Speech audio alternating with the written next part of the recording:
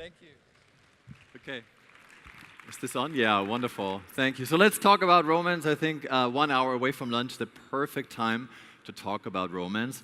And I have to clarify up front that if you are here because you expect me to talk about office romance, so the repercussions of falling in love with your boss or your coworker, that's not what I'm going to talk about. I'm really referring to romance as a way of life, as a philosophy. And let's do a quick poll. So who of you would consider yourself a romantic? The way you lead your life, the way you go through life. Just raise your hand if you are considering yourself a romantic. Okay, that's less than I thought. And okay, a few more. And then now, who considers yourself a romantic when it comes to business? Oh, okay, there's only like 3, 4, 5. Okay, so there's clearly a gap. It's very hard to be a romantic in business, especially these days, against the backdrop of automation and the second machine age. We all have heard of the Oxford study that says that 50% or more of the human workforce are going to be replaced by machines in 2025. And now we're talking about decentralized autonomous organizations built on blockchain technology, and exponential organizations are very much already in the fabric of mainstream business, designed for efficiency, driven by data, by algorithms, completely quantified. So Amazon is the epitome of the old digital economy, if you will, and then Uber is the epitome of the new digital economy in terms of the algorithmic quantified corporation. Now the question is, what does that do to the humans in these organizations, to the humans in business? Already we are expected to be flawless, consistent productivity machines. And increasingly we're exposed to an unfair competition. We're competing with even smarter and smarter and smarter machines, which in turn turns us into smarter machines. So we're monitoring ourselves, we're quantifying everything, we're analyzing in an effort to constantly upgrade ourselves, to optimize, to maximize, to become a smart machine. So it's not surprising that there are startups like Self-Hackathon that allow you to basically upgrade the software of yourself, become a better version of yourself. Or there's an app like Don't Worry, Be Happy, which is essentially a writing app that deletes all progress you make if you stop smiling. So facial expression, you frown, and it stops operating and deletes everything you've produced. We all take part now in the rating economy. There's an app called People that allows you to provide scores to your neighbor, to your friends, your lover, your parents. How good are they for you? Give them a score. And then that's my favorite example. It's an app called Spreadsheets that enables you to enhance your sexual performance in bed based on a very thorough analytics of your data. And if that doesn't work, then you can use this app, Breakup Text, that lets you send automated breakup text messages to your loved ones, or not loved ones anymore. If you want to stay away from the whole game, then you can use this service. It's called Invisible Boyfriend, and apparently Invisible Girlfriend is in beta, but right now there's only an Invisible Boyfriend. That's the service that allows you to receive fake text messages, fake emails, and even fake phone calls at the opportune moment. So we are entering this uncanny valley of romance in the second machine age, and very soon we might indeed be falling in love with our operating systems, as so beautifully depicted in the movie Her by Spike Jonze. The New York Times wrote about this movie, the great question is not whether machines will be able to think. The great question is, will humans still be able to feel? And indeed, when everything is measured, quantified, made predictable, convenient, familiar, then where do we find these unexpected, profound experiences that punctuate our routines? Where are the strangers? Where's the strangeness? Where's the magic? I believe we are at risk of engineering the romance systematically out of our lives. Romance, which perhaps is the ultimate humanizer, the ultimate differential in a world of maximizers and optimizers. Now, this sounds pretty apocalyptic, but we've been at a point of such disenchantment before. 200 years ago, the original Romantic movement, Lord Byron, Wordsworth, the German Romantic poets, they stood up against an age of reason and enlightenment at the time and espoused emotion and mystery and ambiguity and transcendence and spirit against this disenchantment. And I believe that we're today on the cusp of a new Romantic era, a new romantic movement. This time in business, this time in response to the datafication, the quantification of everything. And I think you, business people, entrepreneurs, you can be the new romantic poets, the new meaning makers of our time. Now, looking at the first row faces at least, I say, yeah, sure, but how am I going to tell my investor that I'm going to create a romantic organization and that I want to be a romantic in business? So how is that going to work? So let me give you 3 somewhat concrete, practical principles. I call them the rules of enchantment that help you operationalize romance, if you will, if that's even possible. The first one is called find the big in the small. So I've come across a really staggering statistic which says that the average American has only one close friend. And before you sort of develop Schadenfreude, the European numbers are not much better. So a lot of people argue that we live in an age of anxiety and loneliness, which is astonishing given the fact that we're more connected than ever before, glued to our phones, right? And all hyper-connected. But the thing is, the opposite of loneliness is not connectedness. It's not togetherness, as the writer Richard Bach said. It's intimacy. And we are in desperate need for more intimacy in our digital times. And I think there are customer experiences and workplace experiences that are catering to this new need. For example, there's a real comeback of the good old analog dinner format. There's a grassroots series in the States called Let's Have Dinner and Talk About Death, bringing together 15 strangers in a very inconvenient conversation, very vulnerable conversation about the dignity of a good death. And then, of course, co-working, co-living. What is it if not an expression of the desire to feel intimacy with friends, colleagues, but also with strangers? And then there's this social experiment run by my friend Pierre Parker in New York City. It's called the I Am Here Days. So she and her husband bring together 10 friends one Sunday a month to explore a neighborhood in New York City. And the rules are no digital devices, and you have to commit to spending 8 hours nonstop together, which is incredibly hard because it's boring at some point. But the assumption is if you spend 8 hours together, you forge more intimacy, more meaningful connection than when you spend 8 times 1 hour, right? You're thickly present rather than thinly distributed.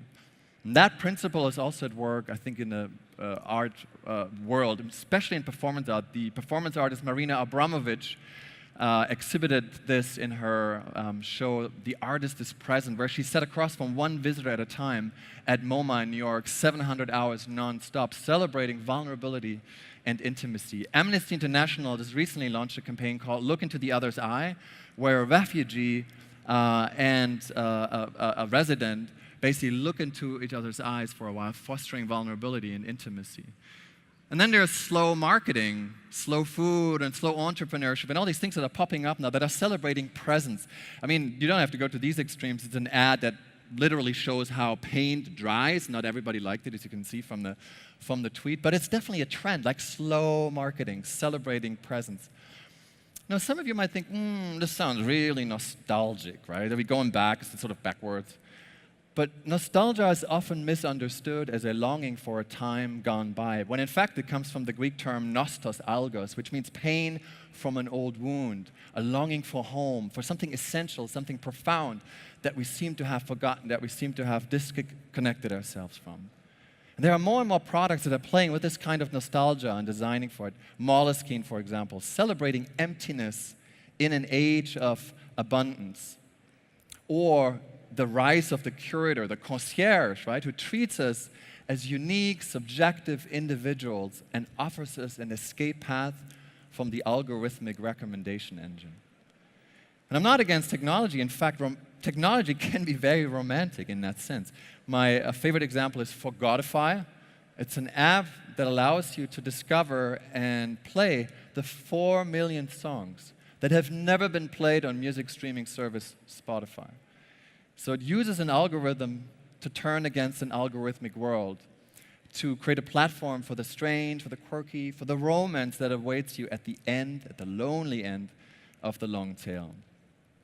So these are all moments of intimacy that I shared with you. I think they show the beauty of things that don't scale, because the best things in life cannot be optimized or maximized. That's exactly what makes them precious.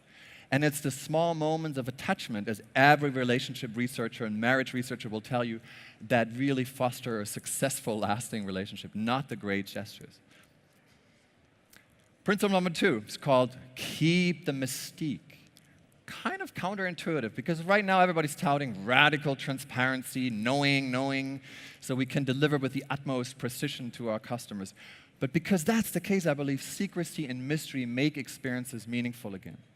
Romantic is what is mysterious and what does not last. Therefore, we see the rise of ephemeral media, right? Fleeting moments. Snapchat, of course, a prominent example. Pop-up formats popping up all over, pop-up magazines. Radiohead, a few weeks ago, leading up to the release of its new album, erasing its entire internet presence in an effort to cultivate a permanent ephemerality, if you will. And then there's this startup in the UK called Secret Cinema. They offer so-called mystery screenings. So they invite thousands of people to a surprise location to then show a movie whose title is not disclosed. And they get thousands of people there. And then they reenact the movie in an immersive way. And what's so interesting about it is it doesn't really matter what movie they're showing. The mystery is the product. Same is true for this app. Mystery messaging as a new genre, traces, that lets you hide messages in the real world that other people can discover. Again, mystery is the product. Well, and then there are secret suppers. There's even a startup in New York called Prime Produce that hosts meetings in the dark, secret meetings in the dark. House of Genius, which is a business networking series, is a little bit like Anonymous Alcoholics, where you don't have to disclose your identity. Then every single startup, I mean not every single, but many startups in the Bay Area have a secret room now. It's like the latest thing. And I think there's an interesting rise of secret societies at work as well. Etsy has a ministry of unusual business. No one really knows who's part of it, when they meet. The only thing known is the mandate is to inject some delight and mystery into the everyday workplace. So making the familiar strange again, commuting between different worlds, playing with multiple identities. Interestingly enough, those are not only the quintessential romantic traits, those are also the features of virtual reality technology as the big empathy machines, allowing us to put ourselves into the shoes of others, proving that there's always another truth, another world out there, another meaning. So you could argue that VR maybe is the new romantic technology of a new romantic era. And it's no coincidence that Google, when it launched its VR platform, called it Daydream, hearkening back to the rhetoric, the language of the romantic movement. So romantics really embrace mystery. Last year, Lander, the brand agency, published a report and said, too much information, TMI, is the new paradigm of doing business. I could not disagree more. Not enough information. NEI is much more effective. Knowledge is power, but not knowing is the more powerful experience. And that brings us to the third and last of the rules of enchantment. It's called suffer a little. Now, romance is not the same as happiness. It's not convenient. You have skin in the game, you're vulnerable, you suffer a little. But that is really kind of counter to the way we design most of our customer and workplace experiences, which are designed for instant gratification, maximum comfort and ease of use, with the pinnacle being Amazon delivering everything we could possibly desire via drone to our doorstep in the near future. And yet, at the same time, why is it that we camp out in front of Apple stores night and day when a new product is launched? Why do we climb up the mountaintops of the Alps just to see the leading bikers of the Tour de France fly by in 10, 15 seconds? Why do more than 55,000 people embark on this annual pilgrimage to the Black Rock, Nevada desert to celebrate a week of radical self-expression, the barter economy, of essentially losing control? Now, if you talk to evolutionary psychologists, they will tell you that our brains are still wired for the Stone Age. We're still looking for these life-threatening, critical events that give our lives meaning, right? That are unexpected, dangerous. But we have all but banned them from our modern, domesticated societies. Thank God. But we need them because we crave them, right? So what do? We go bungee jumping, we run ultra marathons, we go skydiving, or we go to IKEA. IKEA has perfected the art of making its customers suffer a little. And it's perfected the art of frustration, right? If you've ever been in an IKEA store and go through this parkour, it's a seventh circle of hell. If you're like me, unable to assemble a Billy Oslo clip-on piece of furniture, it's really an exercise in sacrifice. It's an existential reminder of your own incompetence. And the same principle is at work at any loyalty program, which are never designed for instant gratification. They're all about permanent unfulfillment because you never cash in. So they're actually very romantic in that sense, quintessentially. And then there's this nightclub in New York called The Box. I heard the owner, Randy Weiner, speak at a conference once, and I asked him, I said, Randy, why are you still so successful, so hip? Which is hard in New York. And he said, well, here's what we do. We study very carefully what our customers desire, and then we do the exact opposite. Because that is suffering a little bit, which in the case of The Box means if you buy the highest priced ticket, you end up in the kitchen doing dishes. That's a violation of a mental model of an expectation. And by the way, that's how viral marketing works. You suffer a little, like in the case of the Ice Bucket Challenge. You violate an expectation, then you share it and connect it with a greater purpose. So for romantics, nothing is more terrifying than a life of ease, of comfort, right? We want discomfort and friction. And I would encourage you to ask your customers to make an effort. Frustrate them. Let them wait. And make them aware of what they cannot get so that they really value the ultimate reward, which is the desire intact, the thrill not gone. So those are the 3 rules of enchantment, the romantic principles, and I hope that they helped illustrate this new romantic spirit, this new romantic era movement that I see happening, basically as a counter-movement to the smart, connected age that has dominated our lives for the past 10 years. And I think a different set of virtues is going to come in. Permanence gone, ephemerality is a new virtue, thickness over the cancer of efficiency, as someone called it, danger over data, subjectivity over objective truth, and the unquantified self rather than the quantified self. And I think we're really moving from a traditional way of running businesses, then because of datafication and quantification, the smart, connected age, to a new romantic era, at least augmenting the smart, connected age. And yes, of course we like comfort and convenience, but you know what? We love these brands and organizations that give us a heavy dose of punch-drunk love. And I would really propose an idea which is minimal viable humanism, that we look at our organizations and the way we do business in a romantic way, and that we do good, which means giving back to the community, that we feel good, which is all about employee well-being, work-life balance, work-life integration, but that we also allow ourselves to feel more. Because what machines can buy, what AI and robots and data cannot buy is character, acumen, spirit, and heart. So ethos and moral integrity, the ability to make quick decisions based on intuition, which is always faster than knowledge, and spirit, the ability to imagine and develop meaning and hope. And then, of course, heart, passion, and compassion.